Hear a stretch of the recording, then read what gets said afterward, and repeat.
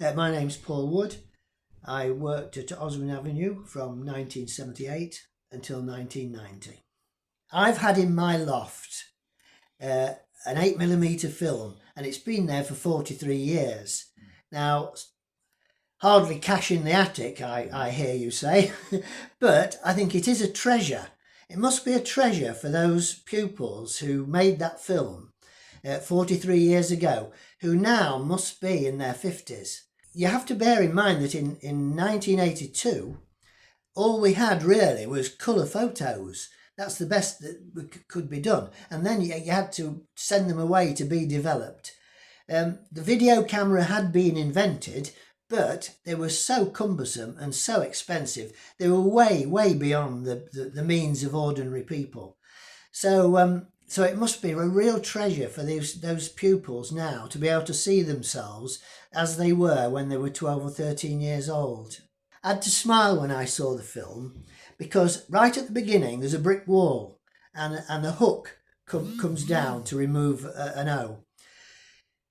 One of the hallmarks of Balby Middle School was the practical joking, and I remember that wall because Jenny Deans was our deputy head at the time, and a couple of us went down to her house in Bessica one night, really late, dark. They'd all gone to bed, and we used those brick panels and fastened them up outside her back door. So when she got up in the morning, I think it was April the 1st when she woke up that morning, opened the door, and to all intents and purposes, her back door had been bricked up.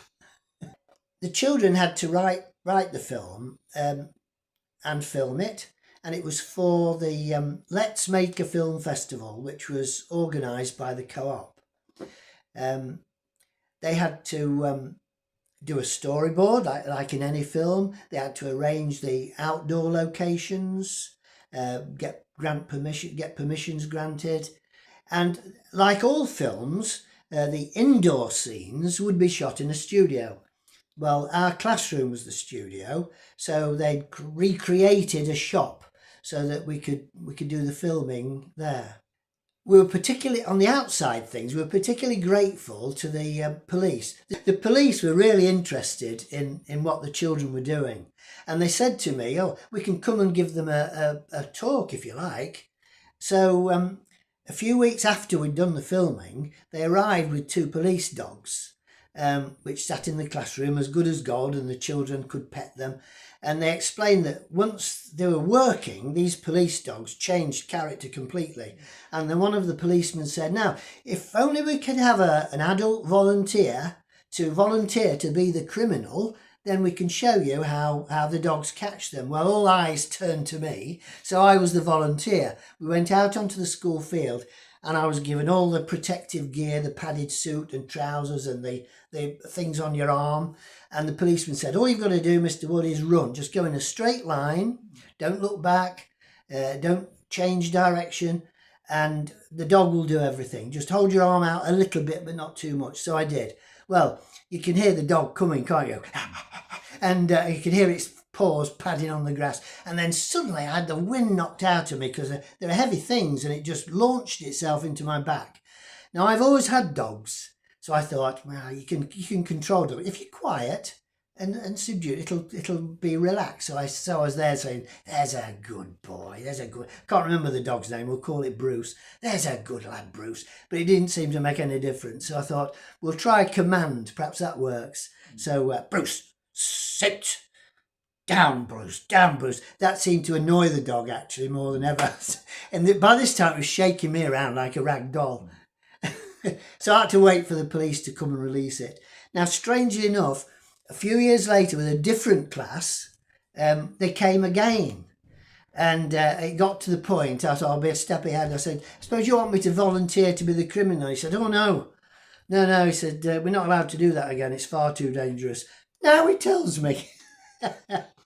When we started the film, it began in an English lesson. They were asked to write a story, and then we decided that what we'd do is choose the best idea and develop that.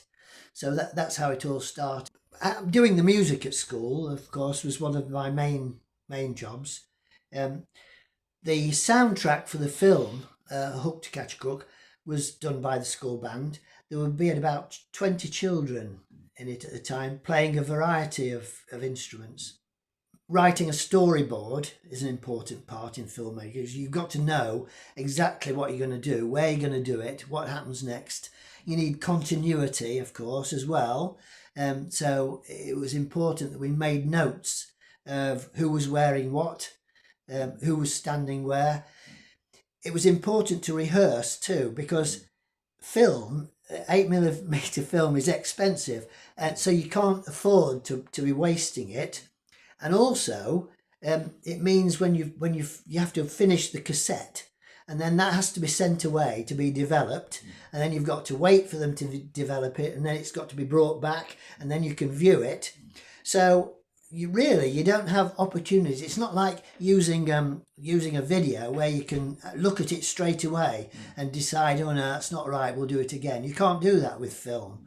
So there were plenty of rehearsals involved. Balby had been designated as an area of social deprivation. But and I would say there are lots of other ways. There are lots of other ways apart from academic success. There are lots of other ways in which you can develop children's sense of success and self-esteem.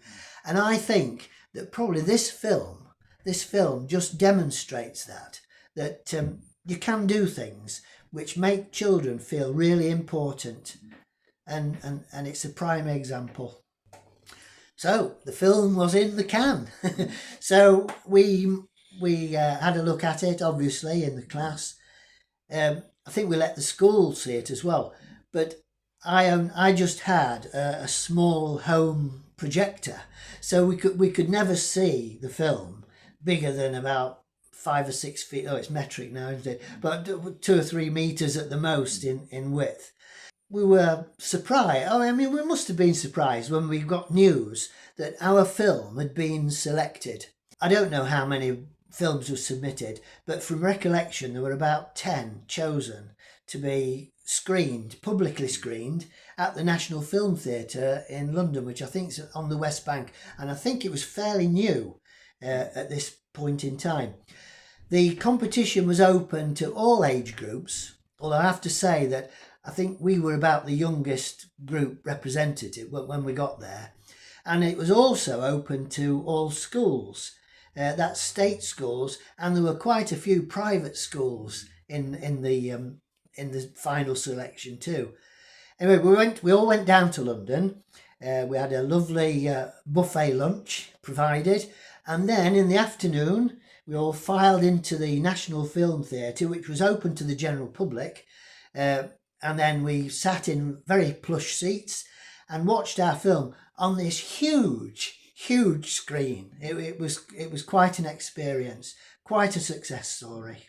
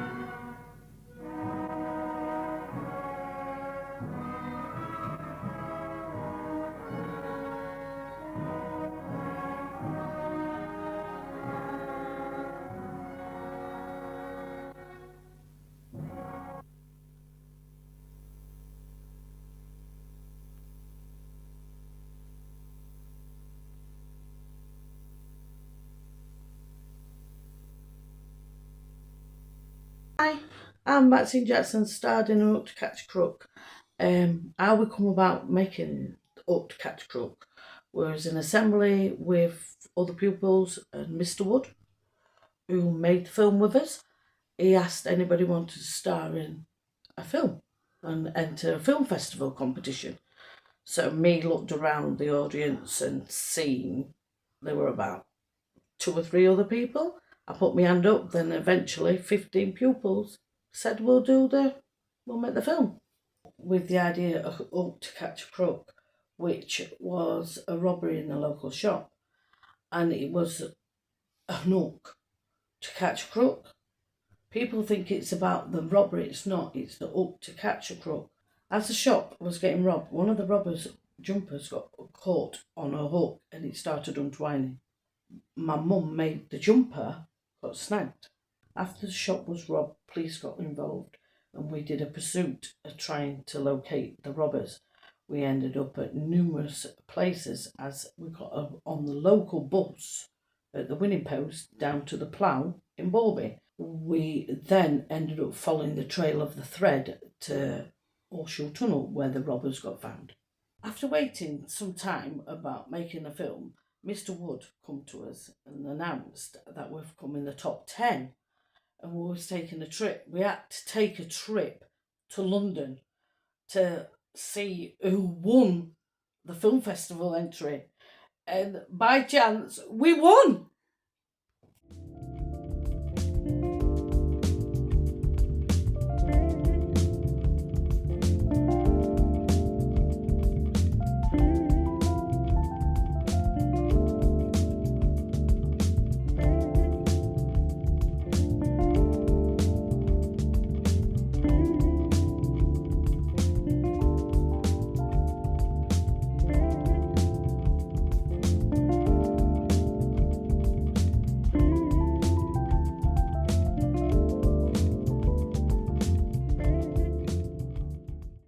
If you would like to know more about the Ossie Through the Ages project, then please email me at tonyarmstrong1959@outlook.com.